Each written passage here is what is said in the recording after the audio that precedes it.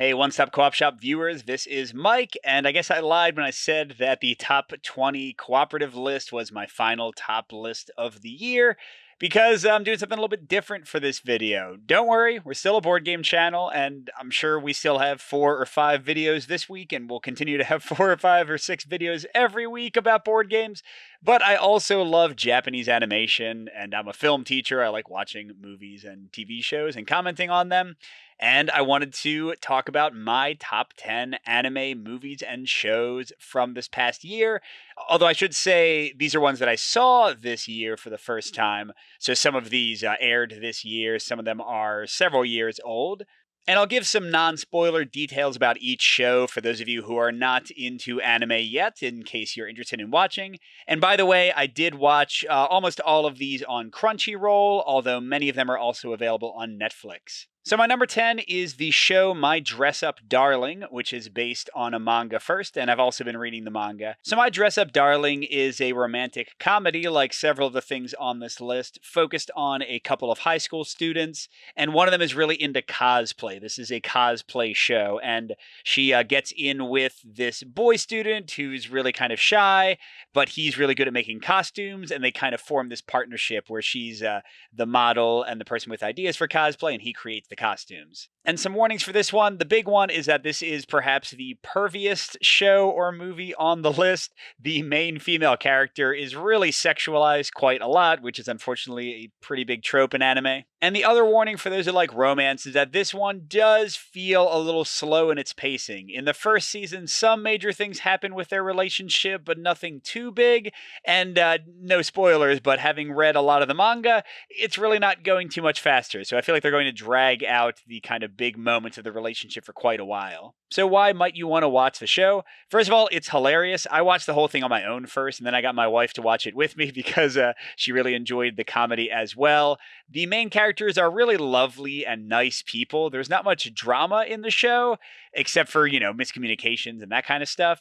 But they're both really good at heart. They really care about each other. They really take care of each other. So it's not one of those like mean-spirited romantic shows. And also, I'm someone who's never done cosplay, who doesn't really know much about it. And this is a nice peek into at least this version or the Japanese version of the cosplay culture. And it's really cool. Like, they really get into the costumes. They teach you a lot about how the costumes are made and stuff. It's really beautiful from sort of a fashion and fan standpoint. So yeah, I think that and the romance is really nice when you get over the pervy stuff. It is really cute. The comedy all make this a great show. That's number 10, My Dress Up Darling. Next at number 9 is a really recent one. I actually wanted to wait to make this list until I saw this one, and that is The Boy and the Heron. This is perhaps the final film by Hayao Miyazaki, who was the head of Studio Ghibli and made some of my favorite movies of all time, Spirited Away, My Neighbor Totoro, to name a few. And this, without too many spoilers, is a boy's journey during World War II through a dreamland because he's trying to find his lost mother. I won't say much more than that, but there is a bird, a heron. And reasons you might want to avoid this movie: it might seem a little slow paced to some people. It's very dreamlike in the way it shows things. Not a lot of things make sense. The plot is not always entirely clear. And Hayao Miyazaki has a problem, in my opinion, with ending movies, especially his later ones after his first like 4 or 5. He doesn't get the pacing great at the end of movies, and this one, in my opinion, is also a victim of that problem. The movie just kind of says we're done at some point, and it's not terrible. Like, they did reach the big climax, things get resolved, but I wish they would have a little bit more. But that being put to the side, this movie is absolutely gorgeous. Some of the most beautiful animation you'll ever see. Every single frame is filled with so many just beautiful details and choices and the construction of things and the characters and everything. It's also an emotionally moving story, even if the plot is, again, very dreamlike and doesn't always follow sort of a linear structure. The moments and the images in this are striking and made me cry. I think will make most audiences feel quite a lot. And coherent plot or not, Miyazaki is a master of fantastical imagery and moments, and there are so many amazing things in this movie. It's just worth seeing. Worth seeing in a theater if you can while it's still out.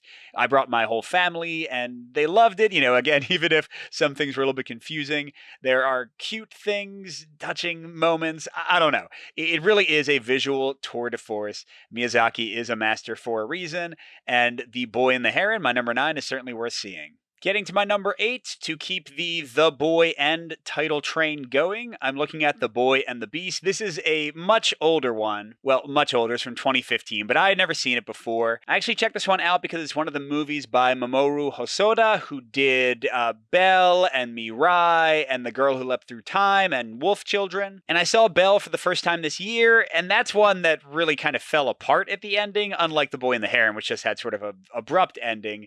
Belle was a beautiful movie. It's worth seeing. It has an amazing soundtrack. But yeah, it didn't really do it for me, so I wanted to watch something else by the same director because I do tend to love his work. So back to The Boy and the Beast. Forgetting what the titles are.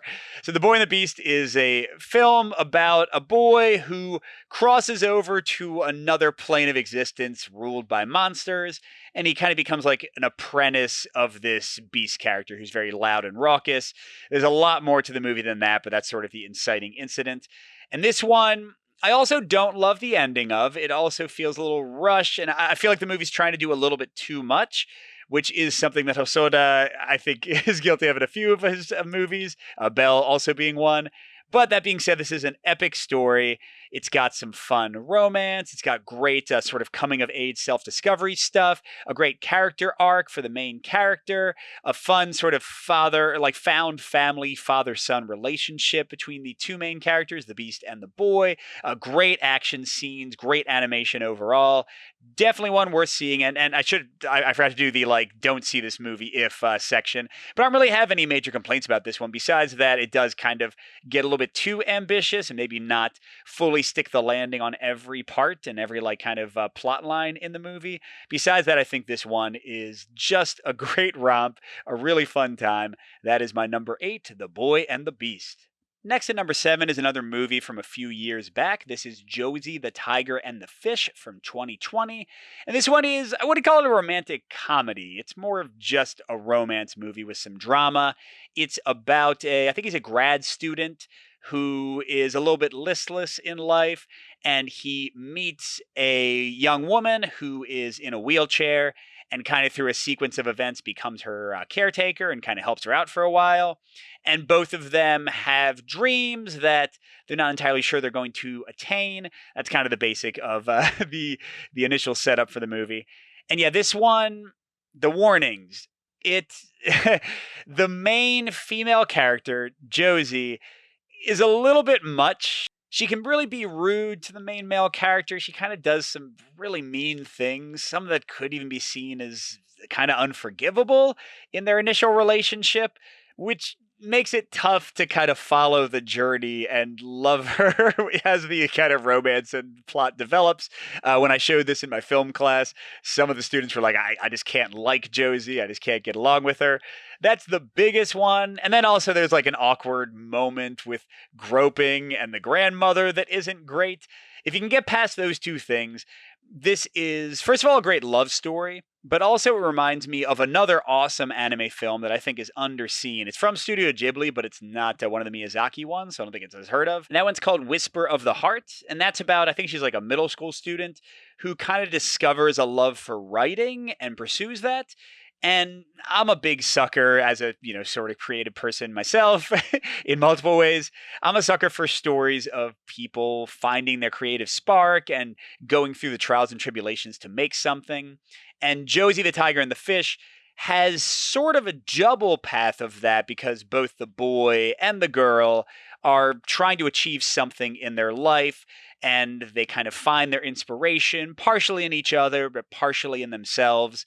And it really goes to beautiful places. Again, you might not like the characters at the very beginning, but by the end, I think they're wonderful. And it's a very heartwarming film, has a wonderful ending. I've just talked about a bunch of movies, maybe didn't quite stick the ending. This one is great. I think the pacing is really good. So if you want a heartwarming and inspirational romance, as long as you can get by some kind of annoying characters, my number 7, Josie the Tiger and the Fish, is a great one. And now let's go to some full-on comedy for my number 6, which is Bocchi the Rock. This is a one-season so far anime show with only 12 episodes, so it's a quick watch. And quick summary, it's about a girl who is crushingly shy. I think she's in high school. And she loves the guitar, or, well, I guess, I don't know if she loves it. She learns the guitar because she wants to make friends. But she's so shy that she just kind of practices in her closet, basically, until she becomes this amazing guitarist who can shred crazily. And she has like this really big online presence. People love her stuff, but she's too shy to like tell anybody about it. And basically, through a sequence of events, she makes friends and becomes part of a rock band. That's the kind of gist of Bocchi the Rock. And what to warn you about for this one. You might not want to watch this one if you find anime kind of extreme humor a little bit off-putting. This goes some weird places. That's my only potential warning. Besides that, this is absolute hilarity in a show. It is just the interactions between the bandmates, Bocchi herself, and on top of the hilarity, the musical performances are great. Not to spoil too much, but as you can imagine, they get better, and the band like kind of coalesces together. And some of the last couple episodes have these big musical performances that just are awesome and really inspiring, really make you jump out of your chair and yell in joy. It's a great show. Really, again, heartwarming, but just so friggin' funny. Probably, yeah, I would say without a doubt the funniest thing, show, movie, whatever on this list. The funniest anime I've seen in many years. Bocchi the Rock is just wonderful. So that is my number 6. Definitely worth checking out. Next at number 5, we're back to Romanceville. If you can't tell, I really like romantic stories and books and movies. My wife and I especially watch them a lot together. This one is called Tomo-chan is a Girl. This one's just one season, 13 episodes, and there will never be any more, I'm pretty sure, because it's a complete story. And what's the kind of gist here? This girl, Tomo-chan, she is the strongest martial arts fighter in her dojo. She's the most athletic student in school, girl or boy. She is a complete physical powerhouse, dominating everybody. But she's in love with the kind of boy that she's grown up with, that she spars with. And this is not spoiling anything. It happens in the first moment of the show. She confesses that she loves him, and he doesn't take her seriously because he doesn't recognize her as a girl. He just thinks of her as one of the guys. And that's kind of the the jumping off point of this romantic comedy. And yeah, this one, oh my gosh. I love all the characters. I love the relationship between the two. And the big thing is, as a fan of romantic stories in live action and anime, it's so hard to find a great romance that is done in a nice amount of time. Movies get it right, although they can feel a little bit too rushed. But, shows love to just drag it on for 5, 6, 7, 20 seasons. There's some anime that are really guilty of that. Some of the ones I've already mentioned on this list, like my number 10, just takes so long to have anything happen. And Tomo-chan as a Girl does not do that at all. It is 13 episodes, and it is lovely. I will say it could even be a little bit longer. If it was like 16 or 17 episodes, they could have fleshed out some of the plot lines of the side characters. They don't get quite as much screen time as I would want. That's like my one complaint here. But the main relationship, Tomo-chan herself, she is a complete joy of a character. She is funny, she is strong but vulnerable at the same time, so she's just very relatable and also ridiculous and exaggerated at the same time. Her friends are great. There's another one that doesn't really have it has dramatic moments, but everyone loves each other. Everyone cares about each other. There's no antagonists in here. It's just people getting in their own way in often hilarious ways. It wraps up beautifully. Awesome ending. The romance is perfectly handled. The comedy is off the charts hilarious. There's another one that I watched the entire thing with my wife, and she adored it too. I even showed my kids some of the scenes, and they thought it was great. So yeah, Tomo-chan is a girl. If you like romance, if you like comedy, full recommend easily. That is my number 5. Getting to my number 4 is one of my absolute favorite shows. This is another one that I'm reading the manga of. In fact, my entire family is reading the manga. We watch the entire show. This is appointment viewing for my family. In fact, as of the recording of this, we just watched the final episode of the 2nd season. I'm talking about Spy Family. Apparently, you don't pronounce the X in the middle, so it's just Spy Family, not Spy X Family. I learned. It's like Hunter x Hunter instead of Hunter x Hunter. But yeah, so the the plot of this one, geez, the basic idea is it's sort of a Cold War situation, West versus East, like think West and East Berlin during the Cold War. And the main character is a spy who's from the West trying to prevent a war between West and East. He needs to recruit a family to get into a prep school to stop and avert the war. So he finds a girl, he finds a fake wife. They don't know he's a spy. He's created like cover stories for all of this. They get a dog. But here's the thing. The girl, the daughter, can read minds. The wife is secretly a contract assassin. And the dog can predict the future. And the daughter knows everybody's powers. And nobody else knows anybody's powers or secret identities. And hilarity ensues. Funniest. Oh, shoot. I already said Bocchi the Rock was the funniest, didn't I? Okay. Spy Family and Bocchi the Rock. Funniest combo of shows. And like I said, my family adores this one. There's no real complaints about this one or warnings, except, again, this is one that it feels like they're going to stretch out forever. We've watched 2 full seasons. We've read the manga series quite a bit past that. I think everything that's been released in English. And it still hasn't really like progressed in major ways. Like the relationships aren't really changing. They seem to be very comfortable with just playing these hilarious kind of identities against each other and having fun stories. So that's the one complaint. Put that to the side. Every episode of this show is hilarious, amazing. The action is great. It's tense. It's suspenseful. No matter who they're focused on, you'll have episodes with Anya, the daughter, who's adorable. She'll just like be at school interacting with her fellow students in ridiculous ways, like having a dodgeball tournament. Great. And then Lloyd, the spy father, will have a spy mission. And then in season 2, you have this whole arc. Well, I should warn about that. Season 2 does have a lot more violence than season 1. So if you're watching it with your kids, like I am, just be a little bit aware of the violent episodes.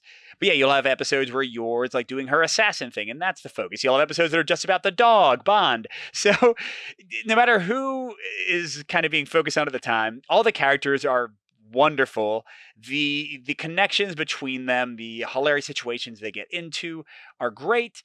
Again, as long as you don't care about really consistent forward momentum of plot, this is like a sitcom. Every episode is a joy, but it's more action-packed and more exciting than your average sitcom because spy, assassin, mind reading, all of that. So yeah, that's my number 4. Adore this show. Spy Family, and season 2 just wrapped up, so you have a lot to watch. And yeah, if they had had more plot progression, this probably would have been my number 1 because it is the favorite of my household easily. Again, my kids and wife and I watch it every single time it's on. All right, almost to the end. My number 3 is another show that, actually, I'm not sure if season 2 is done yet or might just about be done. I have now watched the most recent episode that aired, and that is Jujutsu Kaisen. Again, has 2 seasons currently. I've not read the manga at all for this one. Basic summary. Man, these are hard to do.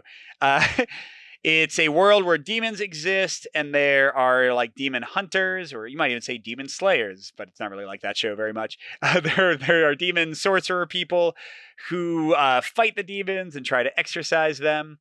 Exorcise, not exercise. And this one guy gets wrapped up in everything, and he inadvertently swallows the fingers of the most powerful like demon lord of all time, and that gives him powers and stuff. But then he's also got like this guy sort of trying to possess him on the inside. That's kind of the key start of this one. Big warning for this. It is a very upsetting show. It's a harsh show. It's a mean show at times. They will kill your favorite characters and not care at all about doing it, especially season 2 has been a roller coaster ride of loss.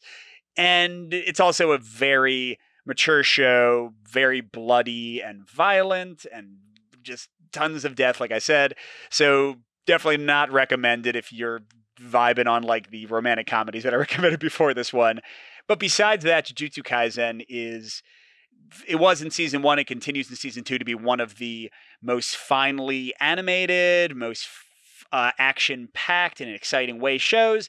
But unlike, I didn't love the new season of Demon Slayer. That's another famous anime if you haven't heard of it.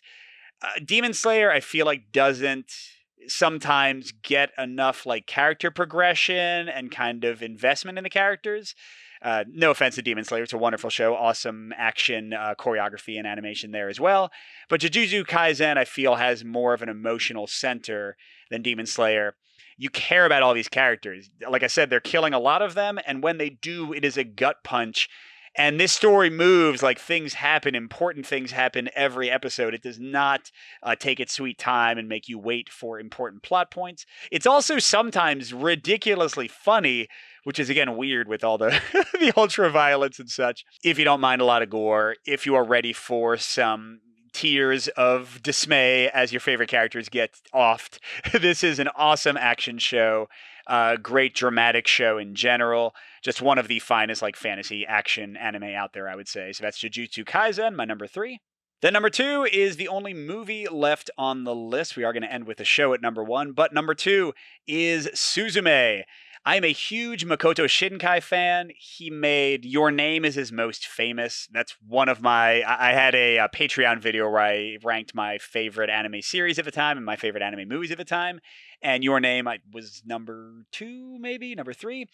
But I adore Your Name. I liked Weathering with You okay.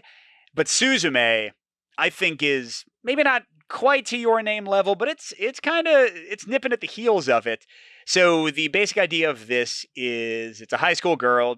Can you tell that anime likes to focus on high school characters a lot? And she meets a strange guy and she learns about closing doors to prevent earthquakes.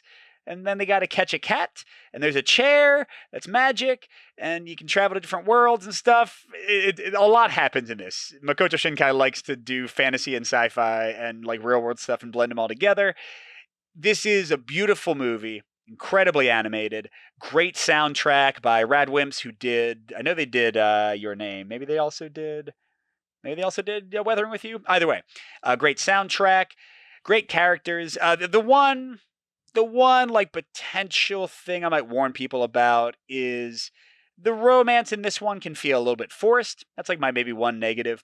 But besides that, it is thrilling. It is action-packed.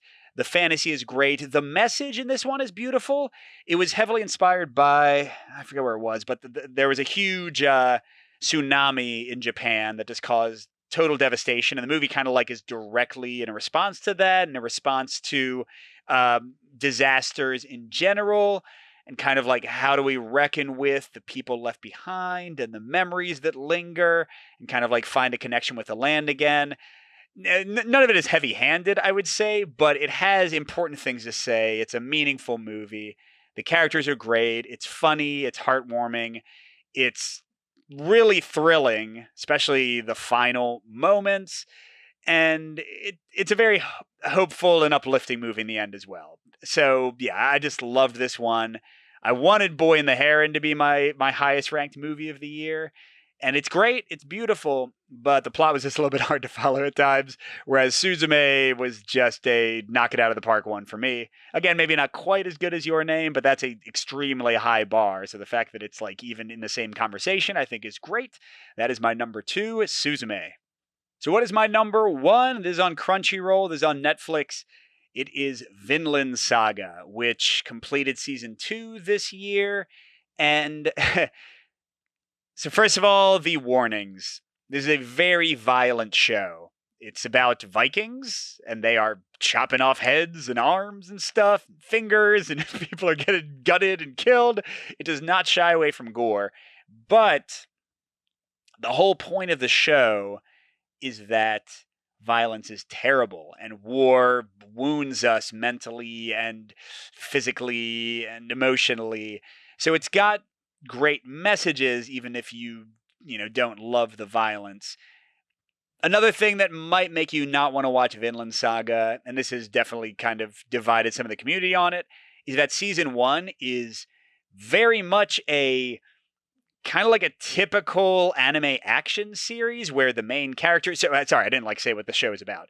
It's about a young boy, a Viking boy, who wants to follow his father off to war. And through a series of circumstances, he ends up with a mercenary group that he kind of hates, but also follows around. And it's kind of about him becoming a warrior. And then it goes very different places from there. But yeah, so season one is heavily focused on him being a warrior, the main character, Thorfinn.